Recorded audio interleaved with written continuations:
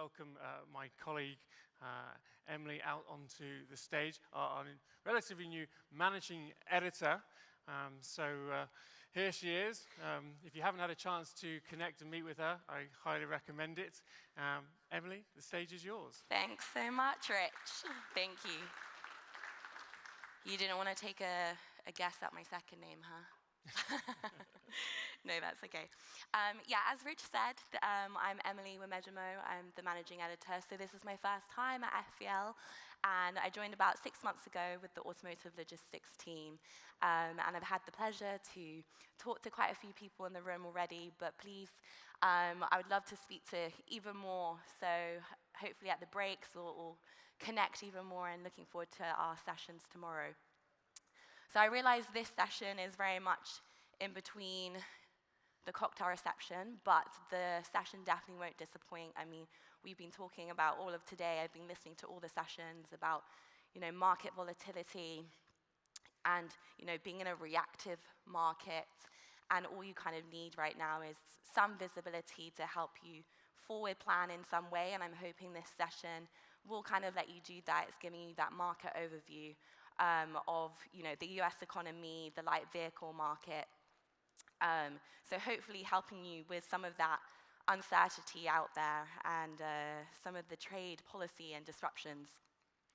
But without further ado, I want to introduce our next speaker and our final speaker of the day. Bringing expertise in automotive economics and a clear lens into the retail side of the industry. He serves as the chief economist at the National Automotive Dealers Association. So I want to just hand straight over to you, Patrick Manzi, chief economist at the National Automotive Dealers Association. Thank you very much. The floor is yours. Thank you. All right. Hell of a day. At least a few of my slides are toast. But we're going to dive right in and talk about the current state of the economy, what's going on in the light vehicle market, what we can expect, maybe or maybe not. I will go ahead and say that nobody really knows what's going to happen with all these tariffs, so take whatever I say with regard to this stuff with a grain of salt, and we might have more information tomorrow. But I thought I'd just start with what's going on with some of the hard data points we're seeing out there. The labor market had a really strong showing in March. We saw mid 200,000 jobs added, a nice reversal from the previous months. We'll see if that gets revised any at all. You take a look at initial jobless claims. They look pretty good. Nothing to see here yet. I've been monitoring this series very closely and also tracking the DC area initial jobless claims too, with all of the activity happening with Doge. Nothing really has popped out yet. Generally, other metrics out there, hiring has slowed dramatically, and that's kind of before any of these new policies took effect. The hiring rate is at the lowest it's been since about 2013. So even before all of this uncertainty was introduced, we were already seeing some cautious moves from employers out there. Turning to the consumer, when we take a look at consumer spending, it's moving sideways, about 3% growth year over year. Again, this is the last data point we have is from January, so we'll see how this changes. Real disposable income, while still positive, is trending downward. I do expect that we are going to see a pullback in consumer spending as a result of the uncertainty. At least a lot of the kind of soft data, consumer sentiment surveys out there are saying that, hey, you know what, maybe I'm going to hold off on buying that car. Maybe I'm going to hold off on buying that washing machine or doing a big renovation to my house.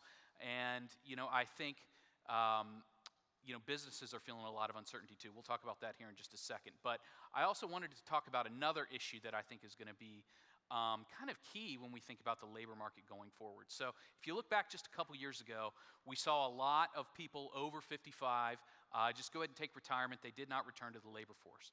We then had very strong immigration, and a lot of that immigration was able to fill those gaps in the labor force. That big drop there is it represents about 1.4, 1.5 million people who left the labor force. And this high net immigration came in and more than offset it. The economy grew without getting, too hot. I fully expect to see migration fall off a cliff and look a lot like it did back during Trump's first term.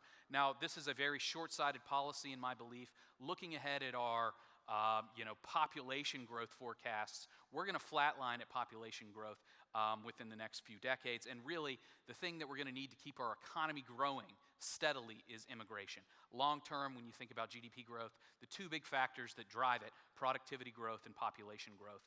And certainly, we're going to need a lot more people to come here. So hopefully, these kind of xenophobic policies are short-lived. We are going to see impacts to this in inflation. So unauthorized immigrants are the largest share of crop farm workers out there. Already we are seeing people getting deported. I'm hearing anecdotally about firms saying people are scared to show up to work.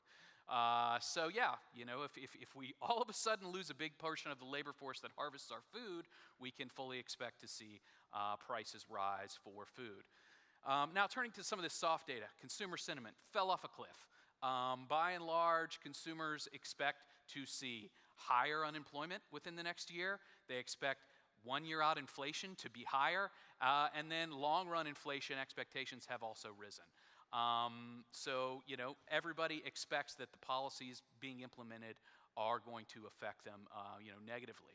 Taking a look at businesses, we are seeing a growing share of respondents who are talking about raising prices, and a declining share of respondents who are talking about new expansions or planning capital expenditures within the next 3 to 6 months. Despite the announcement today of a 90-day pause, I can't imagine there are too many businesses that are going to go out and say, hey, you know what? Now we paused, I'm going to go ahead and go with that big capital expansion because we really just do not know. And if you take a look, there are a few academics out there who have tried to measure all of this uncertainty out there. So what they do is they go and they read all of these newspapers around the world and in the US, and they look for mentions of uncertainty tied with mentions of things like economic policy, stuff like that. I'm simplifying how they actually come up with this measure a little bit, but generally that's what they're doing. And they have been able to go back and do this, I think, for about 20 or 30 years. I'm only showing part of the series here. But what we're seeing here is uncertainty is pretty much at the level it was during the COVID-19 pandemic when none of us really knew what was going on. So not good for people who have to make big decisions. Now turning to inflation, well, we have made significant progress on inflation over the past few years. We're tracking right about 3% or so. And in general, when I think about tariffs impacts on inflation, it's good to go back to Trump's first term. If we look back a few years, you can see the level of inflation we started at back then was in the low 2%. So already, just before the tariffs, we're starting at a higher level of inflation. So that means that I fully expect that that's going to climb a little bit more and rise even higher than it did during the Trump 1 tariffs. And not to mention that the Trump 1 tariffs were much smaller in scope than what is being talked about today. So I think it's fair to say that we are going to see inflation in this first year, probably rise up into the 4 to 5% range, I would expect by this summer once the tariffs hit. Now, this is the chart I like to call the current boogeyman chart out there with respect to inflation. Up at the top, motor vehicle insurance. This is another thing that is set to rise with the 25% auto tariffs. Well, and it's already up 55% since the pandemic. So this is one of the issues we hear a lot about when we think about vehicle affordability. Consumers, they bought that new car, they can just swing the payment, and then the insurance bill comes and it keeps going up and up and up. And that is, I believe, leading to some of the increase in delinquencies we're seeing out there. So, 25% tariff on auto parts, that means replacement costs for insurance companies are going to go up. That means rates are going to go up. When you look to the F&I department in the dealership, when they're selling you a warranty or any of those other F&I products, those costs are going to go up as well with the tariffs. And I did briefly mention auto loan delinquencies. This is kind of a scary chart. Subprime delinquencies are kind of the highest they've ever been. Everyone else but subprime is doing, okay, but these subprime delinquencies are troubling, and I would expect to see repos pick up even more among subprime borrowers this year. Now that, if you want to be just cold and calculating, what that means is we're going to see more vehicles flowing into the used vehicle market, which will help a little bit with some of the upward pressure on used vehicle prices, but we'll talk about that when we get to the used vehicle section here in just a little bit. So I love this chart from the Wall Street Journal showing our trade balance. So far, all of the tariffs have focused on goods, because we have a trade deficit in goods around the world, but we do have a trade surplus in services. So I fully expect to see that if we do see more reciprocal tariffs, they're going to be more targeted towards services to go after areas where we do have a trade surplus. I mean, I'm not even going to get into the folly that if I buy $50 worth of groceries, I have a trade deficit with the grocery store. That's just not how this thing works. We bought goods and services from these countries and we got something in return. A trade deficit does not mean we are being taken advantage of. But still, that's the policy. And you can see that we do import the majority of our vehicles and parts from abroad, and we export much fewer. So this is where the slides kind of start to fall apart based on the announcement today. The average tariff rate had risen up into the mid 20% range, and we were looking at it rising up into the high 30% range, but haven't gotten to do the math on this yet. So we pulled tariffs on everybody else, but we pumped China up to 125%. We're still 25 on Canada and Mexico and 10% on everybody else, right? It's nuts. But I still think our average effective tariff rate is going to be one of the highest in the developed world out there. And the calculation for how they came up with these reciprocal tariffs, I'm going to call them quote-unquote reciprocal tariffs, is just laughable. It has no basis in any economic theory. It also does not take into consideration non-tariff barriers or tariffs imposed on us from other countries. They simply took the trade deficit divided by imports from a country, and then they just divided it by two. In the press release, they used fancy Greek letters to show us how sophisticated their math was. Well, this is it. This is all they did. Then they used an LLM to generate the famous chart, and that's how we ended up with tariffs on an island inhabited by penguins. Look, this analysis here says that the tariffs as implemented through this week could impact average household disposable income by $3,800. I still think it's going to be a negative hit, but again, the tariff rates have all changed. China's gone way up. I bet you it comes out in the wash pretty close to where this is at. And of course, the impact is going to be much greater on lower income households than it is for higher income households. The left chart shows the impact in terms of percentage of disposable income, and the right shows the absolute value across different income buckets. So tariffs are going to reduce disposable income. Consumers are already nervous about spending. Businesses are nervous about investing. This is an eye chart. You don't even try to read it here. All these slides are online. If you really want to dig into them, you can take a look at this. But this is just some of the examples of how commodity prices will change as a result of the tariffs. Let's see, what do we have up top? Leather products, 18.3%. We've got textiles, 9.6%. So this is all modeling from Yale's Budget Lab, staffed by a team of very smart economists who know what they're talking about. All right, so that brings us to the GDP outlook. So let's just look at the formula for GDP. C plus I plus G plus NX. Remember all of that from your intro macro course in college. Consumption, all right, consumers are unsure. Prices are rising. They're going to have a hit to real disposable income. Okay, that tells me that C is going to go down. The I component, businesses are nervous about making capital investments. The I is going down. We're doing austerity in the government. The G is going down. Net exports is a wash. I mean, I fully expect we're going to see lower imports, but based on any responses from other countries, our exports could fall too. So I'm not really sure where the net exports line ends up, but in general, GDP growth is set to fall pretty dramatically. From an outlook at the beginning of the year, we were talking right around 2%, a long-term trend growth. Now we're talking about 1%. And before the tariff announcement, Goldman Sachs came out I think it was this morning, and they predicted 0.5% decline in real GDP growth. Well, they retracted it 2 hours later on Trump's announcement. So again, in general, I think the one definitive thing I could say is GDP is going to be significantly lower this year than it would have been otherwise had we not done all of this tariff nonsense. Now, briefly, we're going to turn to auto tariffs. And these are some more slides just to, I think, help us all understand the situation that we're in. So we only build 53% of the cars we buy here in this country. This is where the rest of them come. This is the share of imported cars sold here in the country by various OEMs. Up at the top, those are people who have less exposure generally. The bottom is the people who have most exposure. JLR, 100%.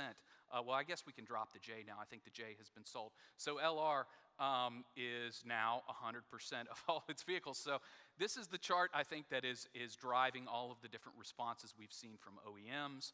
Here is just another way to look at it with a little more detail, where we can look at U.S. market production by OEM out here. So you can see, who has exposure from the Canada and Mexico tariffs. Well, you see GM and Ford both do. Honda has a little bit, but less so. So it really is different among the different OEMs. Well, so what about excess capacity in the U.S.? There exists a good chunk of excess capacity. Right now, average capacity utilization in the U.S. in auto manufacturing plants is 70.8%. So here's some of the issues.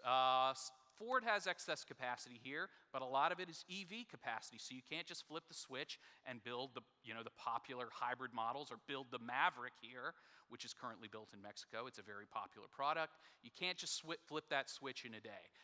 You take a look at Stellantis. They have a lot of excess capacity here, but it's for models that aren't very popular. Stellantis has dealt with big inventory, an oversupply of vehicles over the past few years, and so they might not necessarily want to build more of those vehicles there.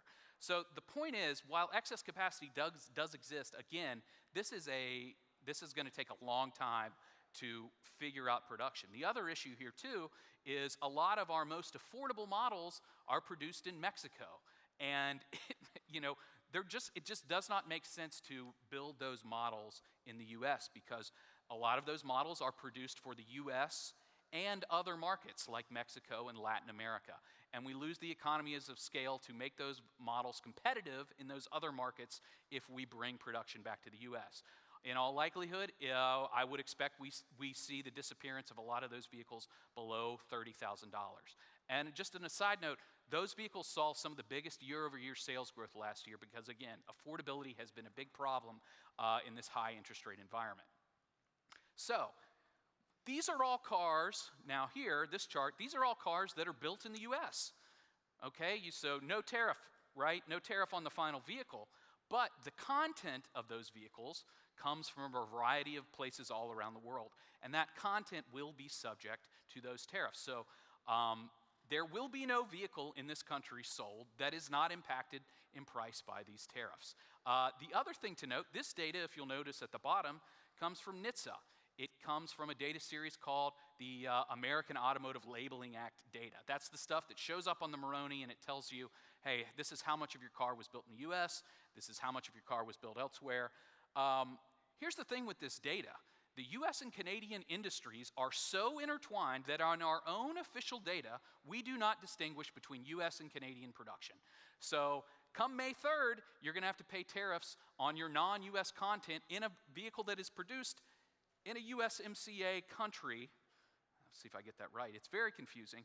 And we currently don't even have a publicly available data source that can tell us how much solely US content is in a vehicle, because that's how intertwined our industries are. So the administration has less than a month now to come up with a way to calculate and collect those duties. All right, into the cost and production estimates, all right? From the steel and aluminum tariffs alone, estimates are ranging from $300 to $500 in cost there. Vehicle price impacts from the tariffs could range from $3,000 to $12,000 based on pricing. It is unlikely, though, that we're going to see individual models, carry tariffs. The cost is going to be spread over the entire, OEM's lineup. Now, for those estimates, I'm hearing 5 to 10% increases in average transaction prices. So it really just depends on your model. And again, the changing nature of these tariffs, as we saw today, will affect these pricing impacts. Finally, the production impacts. We build about just under 64,000 units a day in North America, 41.7 in the US. Well, S&P Global estimates that 20,000 that's built in Mexico and Canada will be disrupted within 1 week, and we have already seen that, right? We're hearing about, here's an example I just read the other day, Infiniti builds QX50, QX55, I forget the exact model. They built it in Mexico. That vehicle would be subject to a 55% tariff under the new rules, so they've just halted production altogether. We're seeing vehicles stopped outside of the country. So all sorts of things are happening while OEMs try to come up with their own responses. So what's the impact to the SAR? Well, the SAR, my forecast will be at the end. But again, the SAR range's impacts are very broad. I will say it's good that we had such a strong March for sales, because we got a little bit of that out of the way, and the SAR impact won't be as bad for the whole year. So that's generally what's happening with the auto tariffs. Now let's turn into the light vehicle market. So as I mentioned, March was an absolutely stellar month for new light vehicle sales, as everybody rushed to dealerships to get a vehicle before the tariffs hit. March's number was the highest it's been since April 21, when we had an 18.2 million unit SAR. And if you remember back then, that was kind of the last month, or that was the month when everybody kind of caught on that the chip shortage was happening, and they went out and bought cars. That also coincided with the period where everybody was getting fully vaccinated. They were flush with cash, and they went out and bought cars. This time it was the tariffs. I do believe that this will be the high watermark for sales going forward. I do not expect to see a SAR like this in a world of tariffs for a very long time.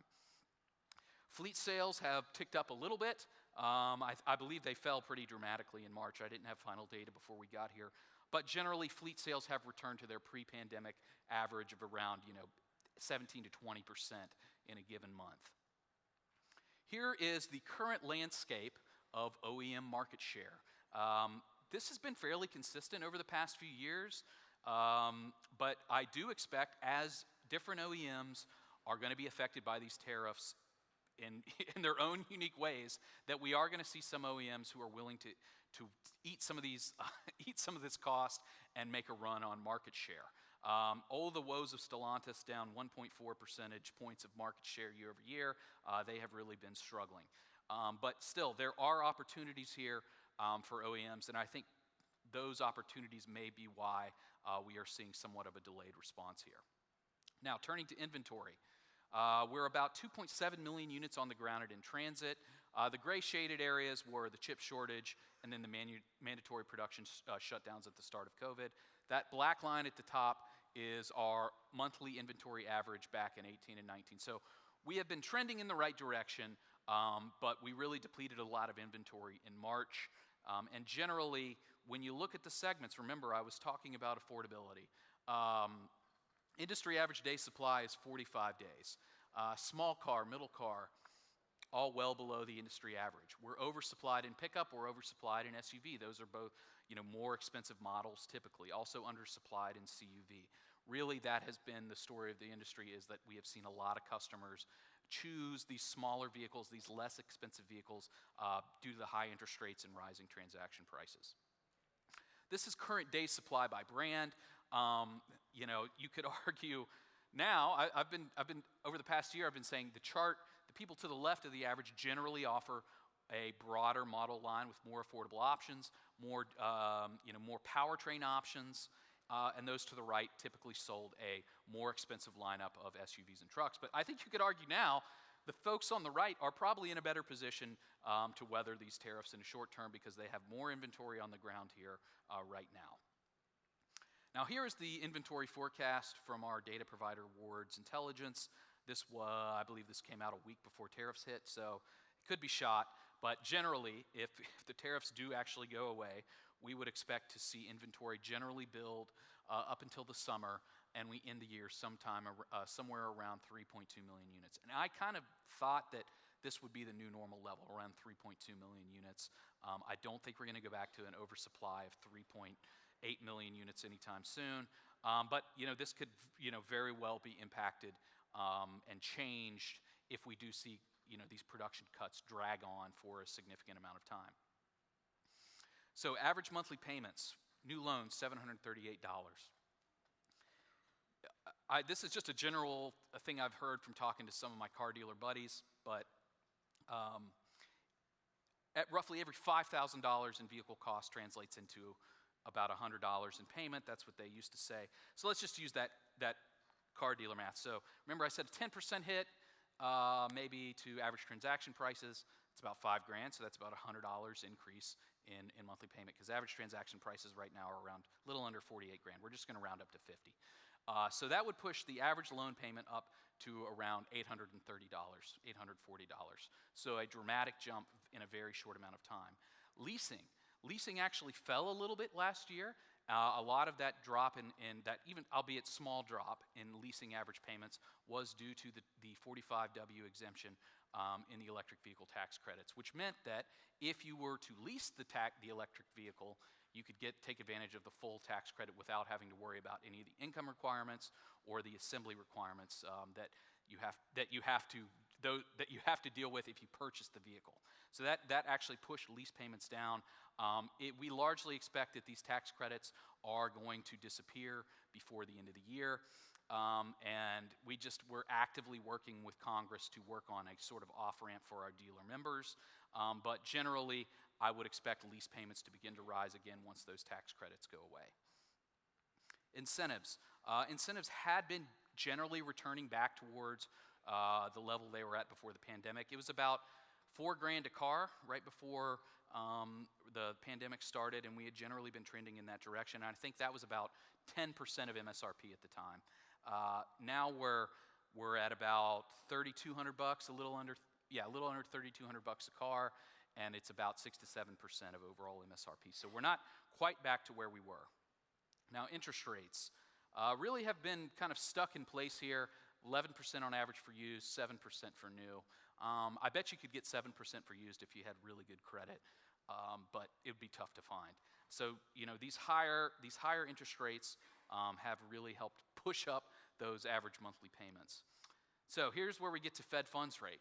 Oh man, we're all trying to figure out the world, but could you imagine how tough it's got to be for Chairman Powell out there trying to deal with all of this stuff? They have this dual mandate where they have to, make sure unemployment doesn't get out of check, and also we don't want inflation going too high. Unfortunately, these tariff policies are likely to drive unemployment higher and inflation higher. So I really don't know what's going to happen if they're going to try and satisfy both parts of the mandate, or if they focus on one, or focus on the issue that's affecting the economy most of the time. Now again, this hasn't happened yet, but I think if we move forward with these tariff policies, it will. We will see increased unemployment, and we will see higher interest rates. So I'm calling 0 to 1 25 basis point cut this year. That's my general gut feeling. We'll have to see how all the data comes in over the next few months. We won't have another jobs report until the end of the first week of May. So that's a lot of time for things to change. We'll have to see. And I believe the survey period is next week, so we'll have to see what the market looks like next week. That'll be the next time we get an employment report. Now, transaction prices, really the growth has slowed over the past. It slowed last year, a much smaller jump than we had seen in recent years, where we saw around $3,000 to $4,000 price increases for average transaction prices, and used vehicles have come down a lot. We are much lower on used vehicle retail and wholesale values than we were at the peak of all the COVID chip shortage craziness. And then turning to alternative fuels, hybrids continue to move like hotcakes. I mean, they're very in demand. They turn very quickly on dealer lots. I fully expect to see that chart shoot up to the moon. BEVs are moving sideways. The elimination of the tax credits isn't going to help grow BEV penetration, that's for sure. And I really do think we are going to struggle to hit some of these longer-term forecasts that people are talking about in the absence of those credits. Because the BEV price parity, it's still about $7,000 to $8,000 difference between the average ICE price and average BEV price, and taking away the credits isn't going to help that. Nevertheless, the franchise dealers that we represented in ADA have done a good job selling them. They now control over 50% of the market. You can see that Tesla's sales have fallen recently, due to Musk's involvement, I believe, with the administration and Doge. Their sales have been affected globally. I'm not really sure. We won't know the true impact of Tesla's sales until the end of next month, or excuse me, not the beginning of next month when we get registrations data for March. Tesla does not report country-specific sales, and registrations will be the thing that tells us exactly how their sales looked in the first quarter. Still, though, I believe that this kind of slowing or flatlining of BEV growth is going to be temporary, because looking ahead to the rest of the decade, battery prices are forecast to fall. I mean, again, this is yet another thing that could be disrupted by tariffs. I do believe that, there are some exemptions from the China trade, like I think it's only 20% on rare earths and 20% on semiconductors. It's not the 125. So at least we will still be able to buy some of those things from China, who does, control the supply chain for some of those key inputs. But generally, I do expect that we are going to see battery prices come down a lot, and that's really going to help with electric vehicle adoption. Because, people who do buy these BEVs, I'll draw your attention, there's a lot going on here. Top right of the chart, people who dispose of a BEV, 3 out of 4 of them go out to and buy another battery electric vehicle. So the loyalty is there. Once people get a taste of it, get used to how it works in their life, they generally stick with it. It is just going to take, getting those people over the hesitancy that exists out there. Now, this was a big talking point among our dealer members last year, because there was a big difference in battery electric vehicle day supply and ICE day supply. Now, the difference has tightened up a bit, and in used, it's almost at parity. You see almost the same amount of day supply for EV models as ICE models, but they still are a bit oversupplied relative to ICE models. And I know I showed a different day supply metric. That's from Ward's. Cox uses a slightly different calculation for their day supply model. That's really the main difference. The point here is the divergence in the two things. And like I mentioned, those hybrids turned the fastest of all powertrains. I thought it was interesting that gas vehicles and electric vehicles are taking roughly the same amount of time to turn on average, and then plug-in hybrids are up there around 80 days. But hybrids really do seem to be the thing that consumers are most interested in right now. I mean, Toyota has proven that hybrids can offer the same performance as a traditional ICE powertrain for not too much more price, and you get a lot better fuel economy. So I fully expect to see a lot more hybrid offerings going forward. This is a general alternative fuel sales outlook, and again, because of the tariffs, this could be disrupted. But generally, our data provider Wards expects to see a big takeoff in BEV adoption towards the end of the next 5 years. Now let's talk about used vehicle prices. You can see we have come down a lot. And up until the tariff announcement, I had been saying that I think we have found our new floor, and on this new floor we would continue to see normal seasonal trends affecting used vehicle wholesale values. Now, if we're going to push prices of new vehicles up, I fully expect to see used vehicle prices will rise as well. This is also happening in a time where we are at kind of the bottom of the trough for off-lease vehicles. If you go back 3 years ago, we sold significantly fewer new cars, and among the ones we sold, leasing penetration was cut in half to about 15%. So now we are feeling the effects of that. A lot of those late model off-lease vehicles coming back, the supply is going to be the lowest this year. It's going to be low into next year. So already that was going to put a little upward pressure on prices. Add the tariffs in, and I think prices could rise a lot. So if you have a used vehicle to sell, keep checking that Carvana estimate pretty regularly, because I think it's going to go up. Now, turning to inventories, like I said, inventories are a little low, and we can expect them to be low here in the next few months because of the dearth of off-lease vehicles. I think the dealers are kind of well-positioned to handle this because they had this whole COVID playbook. I remember driving around, every dealership around me had a sign up that said, "We will buy your car, bring it in for an appraisal." When I was selling a car on Facebook Marketplace, 3 or 4 dealerships reached out to me. I didn't like their offers, but they did nonetheless try to buy my car. So lease maturity outlook here. We are going to see a lot more EVs coming back in the next few years. So I really do expect to see that especially with the depreciation on them, that will be kind of an affordable option for a lot of people here in the next few years. All right, this brings me to the forecast. So normally I have a 3-year outlook forecast. It's generally predictable. I just deleted it because I don't know. I really don't know. And so I'm going with a range of 15 to 16 million units. Tariffs stop tomorrow, 16. They go on, I think, 15, because really, we had a really solid Q1. We're not really going to feel the sting, with tariffed vehicles on the ground in most of Q2 because they have all these vehicles to work through right now. So it really doesn't start to take effect till the summer. And that's when we could start to see significant impacts to vehicle sales this year. So again, goes away quick, 16 million, that's about a 1% gain.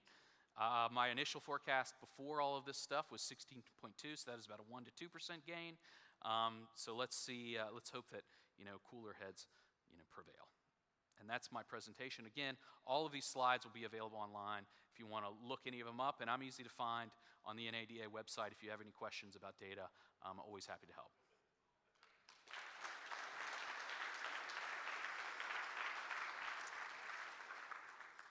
Thank you so much, Patrick. Very detailed overview there, I think. I mean, we have time for a couple of questions, and I will put it out into the audience as well. But I mean, you spoke a lot there on the tariffs, and you spoke a lot about kind of like the disruption. I'm kind of interested to get your view on, tariffs are currently only focused on the new vehicle manufacturing side. There's nothing currently applied to used vehicles. So given how sensitive that market is and, the prices and consumer credit shifts, as you were saying, do you see any potential policy moves targeting used vehicles in the future? So we actually, our interpretation is that, and I actually got an email back from the USTR earlier today that used vehicles are subject to the 25% tariff. Okay. Because we have dealers in some of the northern states that buy vehicles from Canada. It used to be you'd switch out the gauge clusters from kilometers to miles per hour, and generally the cars are built to the same standards. I think now you just flip a button in the instrument cluster to switch it over. But anyways, they were asking about this, and it is our understanding that yes, they will pay a 25% tariff. I also believe that we have the 25-year exemption to import. So after 25 years, you can import a vehicle from anywhere around the world. That even that is going to be 25% as well. That used to just be 2.5%, but it's up to 25 now. Okay, so how do you think that's going to affect, dealers in the long term and some of the supply chains as well? Well, as someone who loves quirky cars that are forbidden fruit from around the world, it's kind of a huge bummer to me. But generally, I think it's a relatively small number of cars that cross into the U.S. from Canada and Mexico. May have a small effect on wholesale prices, but I think the biggest effect will be to those dealers who who had built a business around some of those arbitrage opportunities, and they will certainly feel the impact from not being able to go get those cars anymore. Okay. You didn't touch on it in your presentation so much, but I'm interested to get your view on some of the direct-to-consumer models, some of the alternative ones, like Amazon's recent pilot with Hyundai. So from your kind of perspective, do you see this as a growing disruptor, especially with the tariffs coming in with the traditional dealerships, or is this more of kind of still more of a niche fallback? So, the Amazon thing is really just another sales tool. I don't think it's going to be that big of a disruptor. It's another opportunity for dealers to try and make more sales. It's, we are not recommending it or recommending against it. It's up to the individual dealer to make that decision. What I've heard so far, some dealers are having some success, others are not. And the quality of the customer coming through isn't always great because I believe you are getting people who have tried going to the store and they couldn't qualify for credit or they couldn't make the numbers work, so they try to buy the car on Amazon. And that deal just gets fed back to the dealer as well. So I think there's still room for improvement, and I do believe they are going to expand their program to more brands. And I think there are certainly places where that makes sense for dealers across the country. Now with the direct selling, we are currently challenging at the NADA level and at all of the state dealer association levels, Scout and Afila. And I think Tesla was unique in that it did not have the backing of a legacy OEM, but both Afila and Scout, even though they claim otherwise that they're independent, do have the backing of a legacy OEM. And so it'll be interesting to see how that all shakes out. Personally, I think Afila's DOA, they're selling a bland sedan for $70,000 to $80,000. Doesn't seem like it's going to be a real big winner if you ask me. But the Scout, they have a compelling product that I think that a lot of Americans may like. But they're going to have a really big uphill battle fighting in all of the state houses around the country because the state dealer associations are really going to push hard against that. Okay, perfect. You did have a very comprehensive overview, and we have been talking about the tariffs a lot today. So if there is any questions in the audience, we can touch on them now. Otherwise, I have another question for you on, we're covering kind of EV logistics in a little bit more detail tomorrow, but you kind of highlighted there that BEV sales are moving sideways, though you think that is, you believe that will go up. But there's still some hurdles, a lot of hurdles to increase EVs into the market. What do you think some of the hesitations are at the moment, and when do you think that will start to see? When will we start to see that kind of increase in BEV sales? I still think we need more investments in infrastructure. I feel like when you can see charging stations, I think not here in California. I mean, California is its own thing, and their adoption is much higher than the rest of the country. But I'm from West Virginia. I couldn't tell you anywhere that I've seen an EV charging point that stood out to me while I was driving around back home. And I really think it's going to just be like when they become ubiquitous, like gas stations, that's going to be a big driving point to help with adoption. And the other thing I think is just charging time. And there are promising advances with a lot of the new battery chemistries that, hey, maybe we can get, if we can get charging times down to 15 minutes for, 20 to 80% battery life, I think that goes a long way towards consumer acceptance of these vehicles. Additionally, like I said, there's still the big price gap, $7,000 to $8,000 in average transaction price difference between a BEV and a gas car. So again, the more advances we can make on the battery front to make those batteries cheaper, make the overall car cheaper, I think it will go a long way for BEV penetration. Perfect, thank you. Okay, well, my last question to you then is, kind of given that increase in loan delinquencies and subprime buyer activity, what concerns do you have about credit quality and its impact on new and used vehicles in, say, the next year or so? Yeah, I mean, there's going to be a lot more risk out there, I think, to banks, and so maybe they do pull back on lending a little bit given the uncertainties in the market.